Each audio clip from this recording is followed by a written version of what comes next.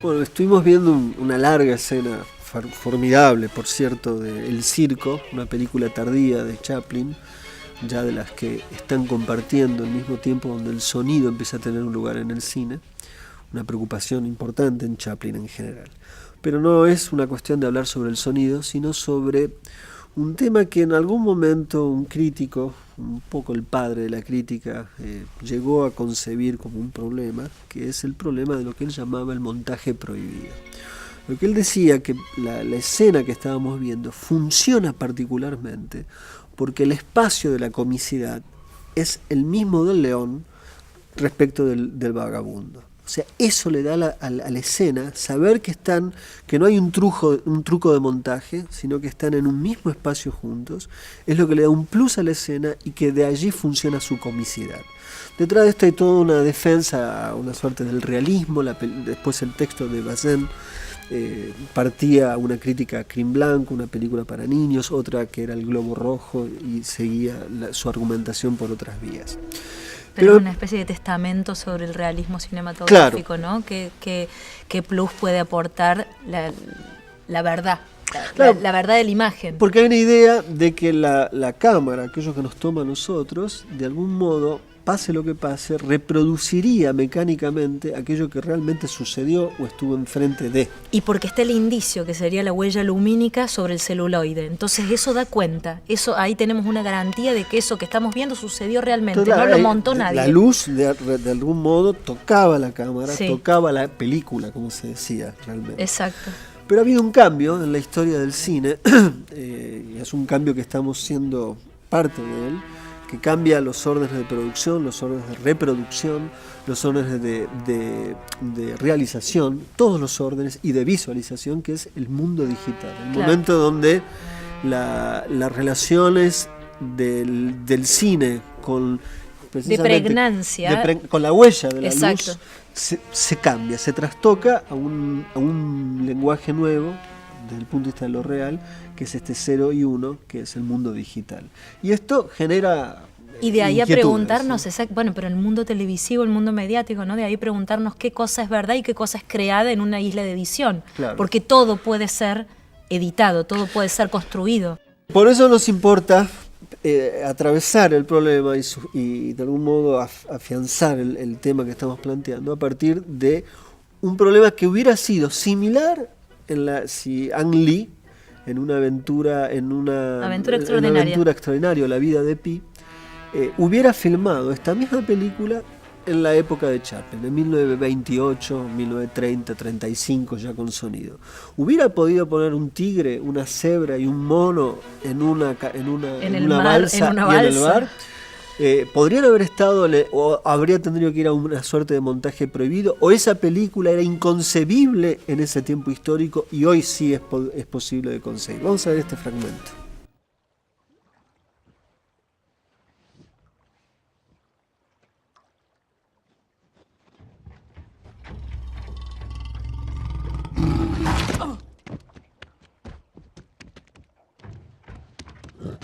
Es evidente que el tigre, o sea, el famoso Richard Parker, que era el nombre del tigre, nunca existió.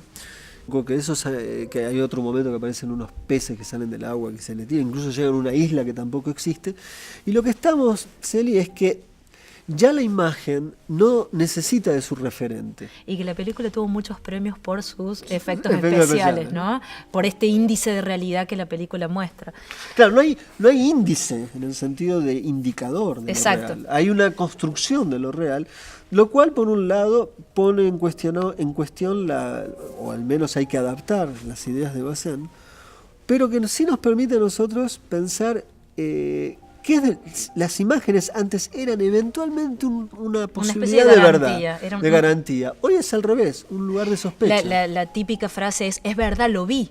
Es verdad, sucedió porque lo vi en la televisión, en el noticiero. La imagen era como una especie de plus, de garantía de que la palabra no estaba siendo sometida a una mentira porque la imagen daba la garantía. Es una especie de sello de firma.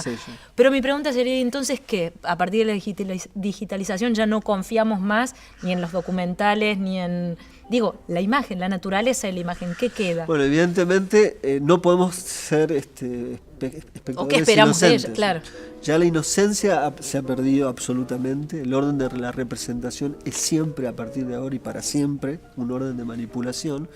Y habrá que preguntarse sobre las películas, no tanto si es verdad o no verdad, o qué parte de verdad tiene o no, sino cómo funciona respecto del status quo y qué posibilidades tiene una película de darle visibilidad a ciertas prácticas que muchas veces no están siendo visibles dentro del cine o fuera del cine también. Me parece que no le queda otra posibilidad. Uno de los teóricos, así como más conocido del documental, es Bill Nichols, que casualmente ha sido superado y todo, pero vuelve a la escena con mucha fuerza, vuelve a la escena contemporánea a pensar el documental, que él dice que justamente una de las cosas que tenemos que tener en cuenta es cuál es la intención o cuál es el rol subjetivo del realizador frente a la imagen, cómo se para y cómo dice que va a contar lo que va a contar. No hay duda, lo que pasa es que es un problema que sigue vigente. Ya está, por aparte muchas veces las películas van más allá de las intenciones, ¿no? Entonces también es un lugar de problematización del documental y más allá del documental. Lo que como sea, en la actualidad, estas mezclas de ficción y documental muchas veces tienen que ver con el que por detrás esa hibridez está el problema de que la imagen ya no es del todo confiable. Un tema apasionante que podríamos hacer como otro especial, ¿no? Claro, que volveremos con él. Y quizás esto que están viendo es absoluto, ella es digital, no existe. ¿Esta panza tampoco? No, estoy embarazada. Y yo tengo mucho pelo en realidad. En fin, nos vemos, sigamos.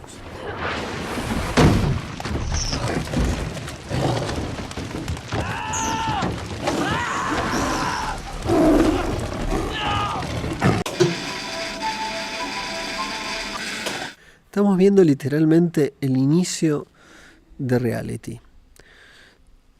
Ahí no sabemos muy bien dónde estamos. Inmediatamente, con una cuestión casi núbica, estamos en una nube, empieza a haber un plano. El plano, fíjense, es constante. Viene desde el cielo, va recorriendo un paneo, es Nápoles.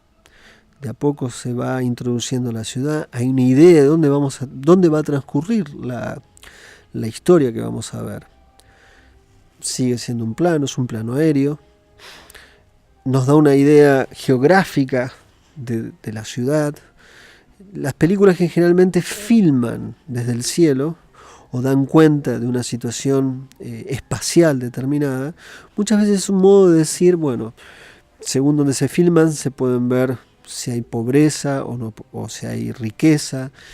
Lo edilicio generalmente en el cine funciona en casi la mayor parte de los casos como un discurso social. Un discurso social sin discurso, porque en los ladrillos, en las formas está el discurso. La cámara va llegando, fíjense que todavía seguimos en un mismo plano.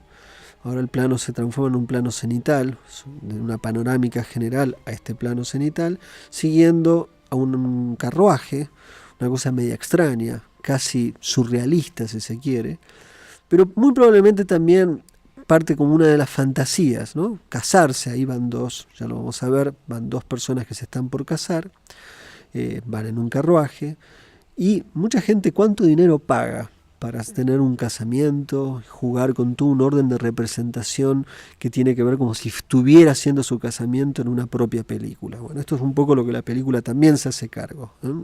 La vida como espectáculo, pero la cámara sigue siendo un solo plano, un plano secuencia, nos vamos acercando a los personajes, fíjense que sigue siendo el mismo plano. Esto genera en algún sentido una inquietud, ¿en qué tiempo estamos? El carruaje en algún sentido indica un tiempo anacrónico, pero fundamentalmente es una cuestión surrealista. O sea, ¿qué diablos hace un carruaje que parece del siglo XVIII, XIX, en algún sentido monárquico, en plena calle de Nápoles? La cámara se mantiene su tiempo, pero a medida que vemos un plano como este, que se mantiene, ¿cuál es el punto de vista que aquí está preponderando? Ahí cambió el plano. Lo que es muy interesante de esta película es La idea del espectáculo, que siempre uno está siendo capturado por una cámara, tiene por detrás una idea de un observador mayor. No solamente observa al Gran Hermano, sino que eventualmente también puede observar Dios. Y por eso el plano inicial es un plano que de algún modo remite al punto de vista de Dios. Es un plano que viene desde el cielo, baja, llega y empieza a ver la vida en la tierra. Y esto van a ser las claves de lectura de la película. Una clave teológica y la clave del espectáculo. Dos órdenes paranoicos, porque en ambos lugares hay alguien que nos observa. Y aquí bajan estas dos personas que se casan como si fueran parte de la monarquía y en realidad son trabajadores. Vamos a ver ahora estrictamente el final, porque es dialécticamente el punto de vista que cierra este punto de vista inicial. Esta estrictamente es la última escena de la película. Y es interesante, recordemos que el plano inicial es un plano aéreo, el ojo de Dios va llegando a la tierra. Dialécticamente la película termina al revés. Ahí vemos el último plano, vemos un plano cenital, una panorámica cenital del personaje, está en la casa del Gran Hermano, y lo que vamos a ver ahora es la fuga del plano hacia arriba, hacia un plano que va hacia lo vertical, que termina donde empieza. Y esta es una lógica no solamente geométrica, sino lógica respecto de la propia idea general de la película, que son estos dos puntos de observación, ¿no? El ojo de Dios y el ojo del espectáculo. El gran otro sería en última instancia el tema central de Reality. Y ahí va terminando, ahí se va. Y como vemos, del principio a fin hay una lógica en el relato y también una lógica formal. De eso se trata el cine, de eso se trata la puesta en escena. Ini manusianya memang tidak bisa diselamatkan, itu harus kita laksanakan. Harus dihabisi. Harus dihabisin. Nah, apakah sistem menghabisi langsung ini terinspirasi juga dari film-film gangster yang juga Bapak? Kadang-kadang. El fragmento que estamos viendo pertenece probablemente a una de las películas más notables y perturbadoras que se hayan hecho recientemente. Una película producida por Werner Herzog de Joshua Oppenheimer, The Act of Killing o El acto de matar. El fragmento en particular es un momento terrible del film, porque en ese preciso instante lo que estamos viendo es a un conjunto de perpetradores de más de casi cientos y cientos de asesinatos que son tomados como héroes y que van a la televisión a contar literalmente la película que están filmando, una suerte de ficción, según lo que en ese momento creen, sobre cómo mataban comunistas 35 años atrás. De eso va la película de Oppenheimer, que lo que hace es filmar el imaginario de los asesinos, una suerte de documental observacional del imaginario de esta gente. Película notable. Pero lo que es interesante es cómo, en ese momento que estábamos viendo, la televisión permite naturalizar lo que debería ser indignante o lo que eventualmente debería quedar bajo sospecha. Esta es quizás la gran distinción entre los lugares del cine y, curiosamente, diciendo esto en la televisión, con el espacio de la televisión. La televisión suele naturalizar el status quo. El cine podría ser una zona de irrumpir sobre el status quo, sobre el orden simbólico en general.